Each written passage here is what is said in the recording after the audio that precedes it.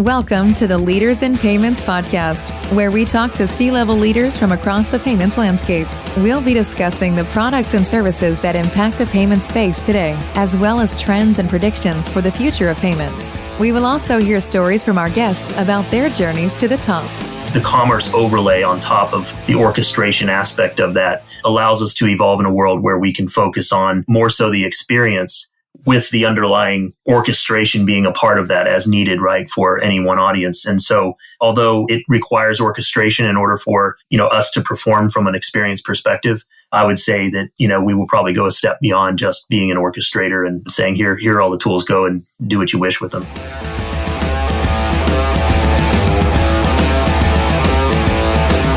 That was Ben Jenkins, the CTO of AppTech. Ben, along with Bryan, the SVP of Product and Experiences at AppTech, are my special guests on this episode 199 of the Leaders in Payments podcast, and I'm your host, Greg Myers. Bryan comes to you from the city most known for rain, Seattle, Washington, and Ben comes from the city most known for chocolate, Hershey, Pennsylvania, and somehow they both ended up with a passion for disruptive innovation and technology advancement.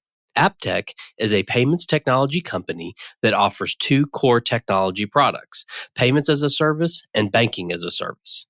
When asked about their competitive advantage, both Ben and Bryan agree that their UX offering is one of the most significant distinguishers in the space. We go on to talk about their journey to AppTech and where they see the industry going in the next 2 to 3 years, including cashierless technology, low-code, no-code solutions, businesses in a box, and embedded banking. We've got a great episode ahead, so let's get started.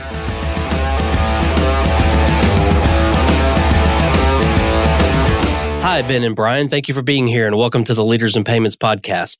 Thanks for having us. Appreciate you having us on. Absolutely. So let's go ahead and dive right in. Ben, let's start with you. Tell our audience a little bit about yourself, maybe where you grew up, where you went to school, where you currently live, a few things like that. Sure. Well, I appreciate you asking. So, interesting note, I was born in Hershey, Pennsylvania, so I have an affinity for chocolate. From there, my family is in the education space, so I follow that path with our family in I'm a big fan of the Tar Heels, having grown up in Chapel Hill for my younger years, back when Jordan was there. And then I moved over to Illinois where my dad took a new job. So grew up, kind of my college years and everything in Illinois, and kind of hence why I attended Southern Illinois University, 2 branches of that for both my undergrad and grad degrees. Okay. And Bryan? Yeah, born and raised Seattle, Washington, the rainy city, as everyone refers to it.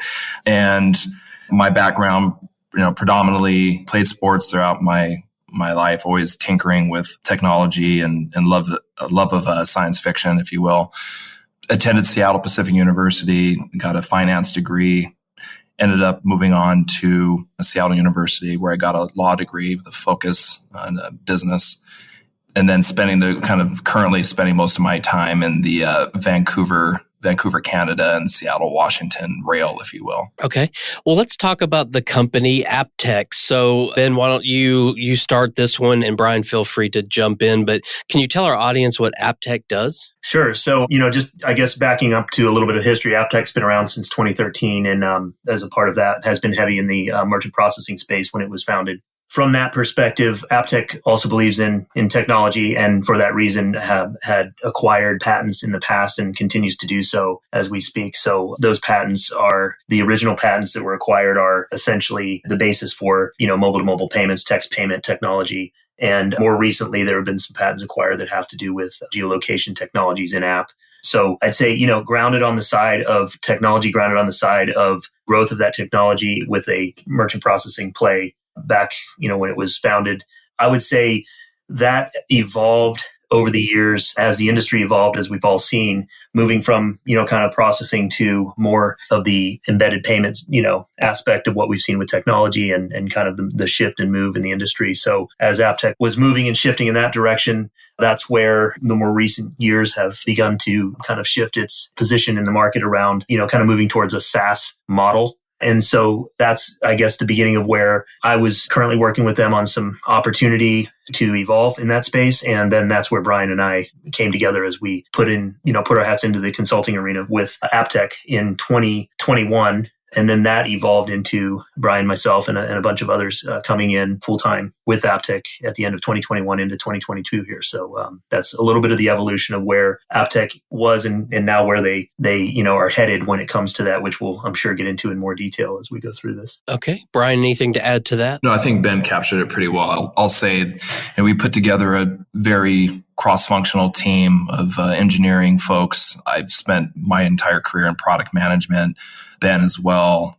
We had a few other folks in the finance sector come and join this executive management team to really help transform the company from, as Ben noted, kind of a merchant services IP acquisition company into a full-fledged SaaS and fintech organization. So it's been a pleasure working with Ben and the rest of the team and then the original leadership of AppTech to really take this transformation to the next level and launch commerce, which I'm sure we'll get into here shortly. Okay. So, Bryan, are there certain verticals that you guys serve, or is it more kind of payment processing SaaS model across the board? At this stage, it's across the board. We're definitely looking to find our differentiation by focusing on a number of verticals, SMB, retail, hospitality, home services, eventually in some cases enterprise. The way that the platform has been developed to date is very flexible in nature in the delivery of its services. So this year coming up, again, is a real focus on launch and learning. We're listening to customers in our current portfolio. We continue to get folks outside of our current portfolio asking for what we can possibly do for them and solving some of their pain points. So I think as we kind of roll out in this year and the platform continues to mature at a rapid pace, we'll begin to hone in on those verticals. Okay. So I think, Bryan, you mentioned commerce. So I don't know if you want to talk about that a little bit or Bryan, whoever wants to take that. Sure. I can touch on it, and then I think Bryan can overlay with some of his, additional commentary. So when we were going through this process, as Bryan mentioned, the transformation and with all the experience in fintech and other SaaS platforms that we bring to the table, it's apparent that commerce is a fit for the purpose of what we're trying to accomplish and how we look at this. So if you look at the overall fit here, we have, our core technologies, right? So that is, payments as a service, banking as a service, and being able to use that core to our advantage to help us then build upon that and create, these commerce experiences that overlay or lay on top of the core technology is really what we're looking to do, given, as Bryan mentioned, those that are in the conversations with us and different industries that we're looking at where, there's still a pretty greenfield opportunity to support and serve many of these verticals and everyone in between, both, from a fintech perspective, but also from a pure kind of omni-channel experience as well. So that's truly kind of at the base level what that commerce stack, is set out to do. And then I'll kind of kick it over to Bryan for, an overlay on that. Yeah, it's actually a perfect word, overlay. Where our differentiation is going to come effectively is what was announced, I guess, about a month ago now at Money 2020, which is our commerce experiences as a service, which is effectively an abstraction layer over the top of what I would say is a number of verticals and industries that have disparate systems lacking integration. We will then come over the top of that to provide that connectivity between their existing systems to create what is one of our trademarks being seamless commerce experiences. So you think of DXPs, similar to like an Adobe Commerce, Sitecore, a few of the other players out there. We'll take a slightly different approach. We're not going to come in quite as we'll call it heavy-handed, for lack of a better term. Our integration will be, again, a thinner layer, but a layer that creates that integration that's missed by a number of industries and, again, sectors that are missing that integration. Okay. And then is your sort of business model, is it SaaS-based or transaction fee-based or a little bit of both? Yeah, I'll go ahead and hit on that. So by way of the fact that we're exploring multiple verticals and having deep dive discovery discussions and other things as we pushed out commerce and continue to look at it, landing and expanding in terms of what our technology showcases and how we do it. I think it's going to be a blended model, right? I think that when you look at the fees, and the pricing and how things will take place, I would see it as over time, multiple products built off of that core and the ability to then, charge fees for that based on both platform fees as well as transactional fees as we see fit. And in kind of to what Bryan said, the fintech being core to this and, payments and certain aspects of banking, such as, virtual card solutions or other things. There are, as you know, plenty of transaction fees that are involved in any of those models. And then there are the aspects of things that we will add on to the commerce layer, in my opinion, that would not necessarily just be the core payment itself, right? Things that are additive to the payment and may facilitate the payment, for instance, or a pay in or pay out capability, but not necessarily the function of driving the actual dollars. That's what surrounds kind of the core of the fintech piece, because as Bryan mentioned, some of those verticals that are missing some core solutions or missing core opportunities that we can do to build that omni-channel experience. I think it's going to blend beyond just core payment or core banking. Okay.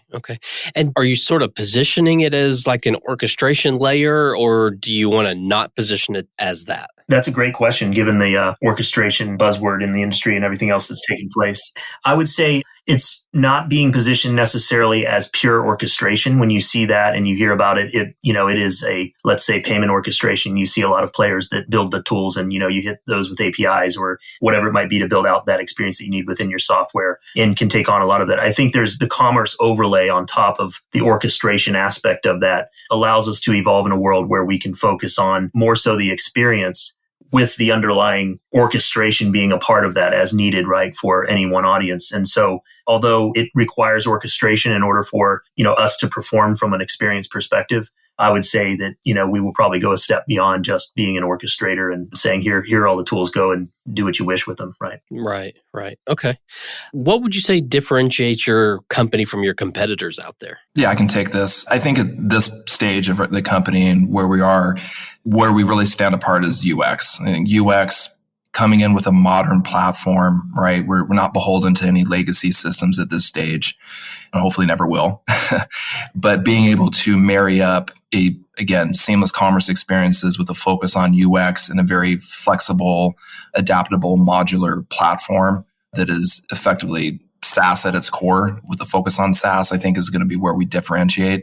It's where we've seen, some early traction that we've had with customers within our portfolio and some conversations we're having outside of it. Ben, anything to add to that? Yeah, being in this industry for a long time, being in software my whole career, some of what I've seen in my past 5 years doing a lot of consulting work with large entities and building up PayFacs in the past and that, is as much as it is the software and what Bryan just described, there's a lot of opportunity to differentiate, if you will, when it comes to the actual operations and even the point of the first contact with prospect and, going through the discovery process. And one of the things that we do have expertise in and bring to the table at scale is the operational side of product on through to, everything else that you can imagine. And so I see opportunity not only in differentiating from a positioning and a SaaS perspective, but I also see a lot of opportunity differentiating in how we work with those entities from a discovery perspective, what that model looks like, what the process looks like, and really taking in that information to help feed product market fit, to help feed solving the problems that are out there and really discovering where our opportunities lie in the future with certain verticals or, certain technologies. And so I think it's multi-pronged when it comes to how you build up a company and build up the opportunity to serve those customers all the way through the value chain and, kind of a full 360-degree view. And I think that's going to help attribute to not only the software, but the entire infrastructure that we've built. Okay. Yeah, I want both of you to answer the next question, but Ben, I'll stick with you. Where do you see the payments industry headed in, say, the next 2 to 3 years? Yeah, it's a great question. And, a lot of fun reading out there as well, a lot of opinions. I would say one of the things that I'm most interested in watching and looking at is we've been in a pandemic and we've seen a massive shift in what's taken place there with, digital transactions and even the way that, everyone performs their daily tasks. Moving now into a world where, if you read the news, we're different opinions on the recessionary side of this, the inflation side of this, and everything else that's happening. And so I think there's going to be a lot of shift and change. When I look at that and say, well, what's going to take place? There are going to be a tremendous number of entities that are really having to buckle down, look at how they perform within the business sector and, being through some of the past recessions of sorts or challenges that we've faced in the market. And, this one being as global as any. I think we're going to see a lot of that take place where you're going to have folks starting to look at who they're paying and how they're paying and, what kind of bottom line they have and things are going to get tightened. At the same time, when you look at that, the outcome of that is, hearing the stories around crypto and everything that's taking place there, at the same time balancing that with those that have, contacted us or things you're reading in the industry around crypto opportunities within places like retail, right? So it's an interesting world we live in, because if you, from a basic perspective, people will say crypto's dead, right? If you don't know much about it. And then you have others that are saying, hey, I think there are great opportunities in retail to go and solve some challenges that we may face, globalization, other things that would be well served there. So it'll be interesting to follow that, that dialogue over the next few years. I still think that, just pure, I would say, embedded finance, right? Big buzzword right now, and will continue to be a buzzword throughout the next 2 to 3 years, as we look at what that means and how that affects different, opportunities, but also how we can make that experience much more seamless than it has been in the past. Sure. Bryan, your perspective? Yeah, what I'm predicting, for the next couple years, it is really a trend that's already started. It'll just continue in strength, which is low code, no code solutions, right? Solutions actually work. There's a lot that claim to be low code or no code and ends up being a full blown custom project build, right? But being able to actually really make good on that promise of being able to launch and commercialize rapidly without having to have a full blown engineering team, I see that as a continued trend. Businesses in a box, I think more and more vendors will begin offering experiences and capabilities that you can take off the shelf. That's definitely a focus for commerce. And I think other companies out there that have also kind of started going down that path. I think back to my time consulting at Starbucks, we were creating a Starbucks in a box for franchisees, or what they refer to as licensees. So if you go to airport, that's a licensee. There was a miss when it came to technology and the experience that you would get at a corporate store. Not to belabor on that, but similarly, I think that there are a variety of businesses and capabilities that you could place effectively in a box and deploy at scale. And I think more and more businesses and vendors will take part in that. Cashierless technology. And so you're seeing Amazon's Go product. I think they, along with Starbucks, has done some similar takes on that cashierless approach. I think more companies will look to that, per Ben's comment around some of the learnings around the pandemic and the shift in how consumers are interacting with businesses. I think you'll see more of that coming up here in the next couple of years, using this recession to an extent as a reset or an opportunity to do a retro on what was learned during the pandemic. I think more companies hopefully will take time to look at that and figure out where we go from here. A lot of good from during that period of time, a lot of misses as well. And then, lastly, I think embedded finance, embedded banking, and being able to place those in customer experience or UI that is homegrown by a particular client. I think being able to embed those experiences and make it their own will be definitely something that companies continue to pursue here for the next 2 or 3 years. You are probably familiar with the words buy now, pay later, how it has grown exponentially over the past couple of years and is still one of the hottest trends in payments. It's become a norm for retailers to provide a buy now, pay later payment option for their customers, many of whom no longer want to use credit cards for larger purchases. Business leaders are tasked with finding a payment solution that offers a seamless digital customer experience that results in increased sales. Citizens Pay is a buy now, pay later solution created by citizens that helps retailers drive sales and increase loyalty by providing customers with transparent installment financing, longer repayment terms, and a dedicated line of credit for repeat purchases. It's also optimized for merchants looking to offer a payment option to consumers with more mature and sophisticated purchases in mind, like a new living room set, fitness equipment, or a kitchen appliance. With Citizens Pay, merchants have the security of a leading national bank and an omni-channel platform designed to streamline the buying process.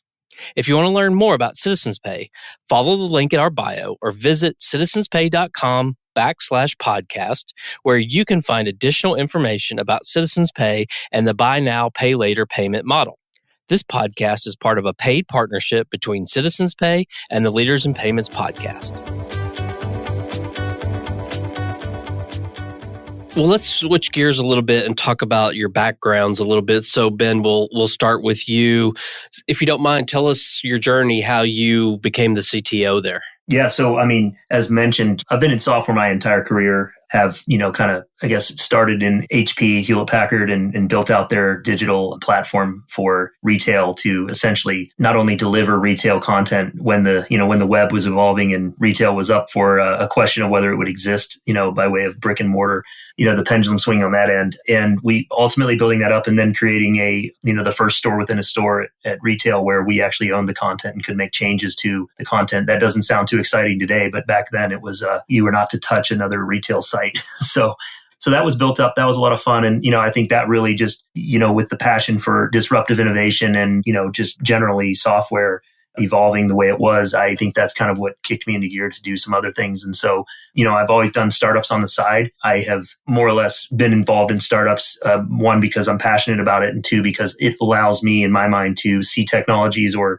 learn about markets that I otherwise wouldn't see in like a large corporate environment, for instance. So I think the balance between, large corporations and startup mentality is really, really helpful as we look at how you attack the product market fit from a problem solving perspective, as well as, where technology is going and how that might help and shift things. So that's been a kind of a core tenet of what I've done. Moving forward, worked for the largest nonprofit software company in the world, Blackbaud, and that was there to help serve multiple markets across the globe. Was in charge of their communications platform and then ultimately their payment platform that we built out from scratch. And that was essentially back then was not called this, but became what is, a PayFac and processed billions of dollars. And so a lot of learnings from that, a lot of excitement and a lot of challenges. That was, a lot of regulation was changing. Everything was going on. So it allowed me to see the world from all perspectives, if you will, and growing that business globally. So from there, went out and essentially started my own business, Innovations Realized, and that was done to, I think, work with those that I was, helping in the nonprofit arena, the startup arena and some in the nonprofit arena. And I actually started a software innovation lab down in Tijuana, Mexico. Being I'm in San Diego, that was a small buzz around here around working with nearshore development resources when needed. And so built that up. That's still moving today. I think they're probably about 100 developers strong today across Mexico and south of that. And I then went into the consulting world for a while and worked with some large entities on that end. So, a lot of background in different worlds, and AppTech just seemed, like the right fit at the time. We were working and talking through some of their evolution and into the SaaS platform they have. Love the fact they have a really strong IP patent portfolio. That's exciting to me. And, it allows us to build upon the core tenets of who AppTech is and who they have been, which is, they believe in technology. They believe in the evolution of that. And we're here to put that to use by way of transformation to the SaaS aspects and everything else. So that's where I just saw it as a natural fit. I will say the other advantageous aspect to this is strong leadership at AppTech coupled with the ability to bring many of those that were working with me on the consulting side to the table. And actually, most of us are here now working at AppTech, and we've expanded upon that with those in the industry that we've known for a long time that have done tremendous things and really built up enterprise level solutions at scale. And so it's a human business here, and having the ability to work with those that you trust and those that have been successful on many endeavors in the past has been a treat, to say the least. Okay. And Bryan, your background? Yeah, similar to Ben here, my entire career has been in software with a focus on fintech, though an even split between consumer and business products. Been in the business for 22 years. I was first headhunted by First Data out of college to serve as a commerce consultant, where I cut my teeth on matching customer problems to technology that was delivered by First Data and Wells Fargo Merchant Services at the time. And then spent a good chunk of years consulting as an independent consultant for a number of governments. And we'll call it probably a little less interesting government applications, but then quickly, after a few years of that, got pulled back into fintech pretty heavily. Started off consulting about a little over 10 years ago with Starbucks and helped them launch the first version of mobile order and pay. I was a part of a Tiger team that was formed there, and I consulted there for a number of years, and then spent some time at T-Mobile, helped them reinvent their mobile application, as well as My T-Mobile, which is their customer service portal, if you will, and then moved over to T-Mobile.com to help them kind of revamp the site, revamp the checkout experience, and then split some time at Microsoft as well as F5 Networks as a part of a team over there helping with a large acquisition. And then was eventually, after a number of years, 10 years serving those enterprise clients, was working with Ben and on some startups and had some experience there. I helped found and exit a venture-backed blockchain company. And right around that time, met up with Ben, and we talked about working together and trying to really progress some opportunities in fintech. And the opportunity with AppTech came along to jump on there and be a part of the executive management consulting team that Ben had formed, and just came to love what AppTech was doing and the vision and the IP and the team that was being formed around AppTech as a part of this transformation, and came on as the SVP of product. Again, my career squarely in product management, being able to come on and take a leadership position and really start to grow a team to deliver on some of these promises that we're making to the market and to ourselves as far as what type of innovation we wanted to put out in the market. Okay. So this last question, I always like to get different people's perspective because I think we all have our own sort of life experiences and business experiences. And so, Ben, I'll start with you on this one. And you guys both know that even the word fintech wasn't around 20 years ago. And, the payments industry has come a long way. And I think one of the things that's different now is that people can actually take courses in college about fintech. It's an industry that people think about building a career. I mean, when I started, I kind of fell into the industry and never figured out how to get out. So I think a lot of kids these days, they graduate college, they look at the industry and say, hey, I'm interested in, payments, fintech. So the question is, what is your advice to them? What would you tell them that they should do to be successful in this industry? Sure. Great question. And I love the teaching moment, if you will, when it comes to, interesting others in an industry that's so dynamic. I would even step it up a notch from fintech payments and even say it's commerce, right? It's what moves the globe and moves the world when it comes to, interacting. There's an element of this for pretty much everything we do. And so it's exciting. And, one of the things that I would say is it is, like I mentioned, dynamic and, it's ever changing. And so those that I know in the industry, have grown up in the industry with and are still here, are here because I would say you wake up and it's, there's always something new. There's always something different that keeps driving towards change. There's no, stagnation, if you will, when it comes to what we're learning. I would say it's, you want to be a lifetime learner, right? I mean, for that reason, you're never going to know everything in this space. And for that reason, being around those that are experts in certain fields or functions of this space, as well as just continuing to read and learn and listen, attend conferences, whatever it is has been absolutely phenomenal for myself and others that I know in the industry.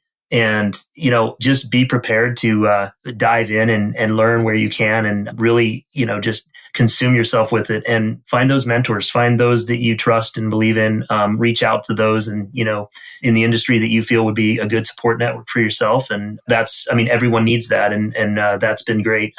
I'll kind of close with this, which is the excitement of this industry equates to Money 2020 this year after the pandemic. So I hadn't been in a few years and getting back there and it's almost, 12 or 15,000 people are there. And yet it feels like a family reunion. You get back there and there are those that you've seen or haven't seen in, 5, 10, 15 years. But when you get there, it's really, really cool to see everyone together and really have some deep dive conversations and learn from them as well as they're learning from others, so it's an exciting space. And I'd say it's a great career. And to your point, seeing it hit the classes online, college classes and everything else is just showcasing how much of an industry it really is and how much it's grown up. Yeah. Yeah. Bryan, your perspective? Yeah, I think Ben made a good point here is really just immersing yourself, right, in this industry, in an industry that you want to be an expert at, right? I'll add more explicitly mentors. I think, having mentors in this industry, and again, any industry, personally, professionally, I think is just of the utmost importance, right? To be able to learn from people that have done it, make sure that, you're trying to lean out that learning curve as much as possible, right? Flatten it, I think is just absolutely imperative, right? To really just kind of learn and continue to grow with the help of others that have done it before. I'd also add in there, I think don't try to do everything yourself. There's, again, a lot of people that have done this before. Do the reading. If you start to build out some technology, you have the benefit of going into an organization and being a part of the product team or any facet of the operations team, marketing team. Make sure you understand that you don't have all the answers, again, and to learn from your competitors, to learn from, again, your mentors, your colleagues, do the reading, do the homework, again, just to kind of overlay and come over the top of what Ben was mentioning. And then really, I think being able to become that expert on your customer and their pain points is invaluable, right? If you don't know what their pain is and you're just out there solutioning or creating features, you're going to fail pretty quickly. And then on that topic, right, don't be afraid to fail. I think too many people get caught up in perfection. Your first couple ideas, your first couple companies you work with, you will be lucky, if you break even, right? If you even get a return on investment from what you've built. So be okay to make mistakes and learn from those mistakes would be another takeaway. Yeah, I think that's all great advice. I love the way you guys kind of took it to something broader than just payments and fintech, right? It's really commerce. I mean, if you think about what this industry really does, it is commerce, and that's a global thing, right? It's huge. And, I'm a huge believer in mentors. We talk about that a lot in some of the other things that we do on this podcast. And I think that whole failing fast kind of thing too is some great advice. Well, we've covered a lot about the company, the industry, you guys and your backgrounds. Is there anything else you'd like to add before we wrap up? I'll just throw out there, I look to other folks in the industry, people getting into the industry of fintech, right? Those folks that are already in it, those companies that are out there succeeding, and even those companies out there that are failing. We're an open book here. I'd like to say that we're open source in knowledge and opportunity. So, if there's anyone out there listening that is interested in, again, really progressing fintech and commerce, as we call commerce with an S for a variety of reasons, is a part of the name of our platform and our brand promise.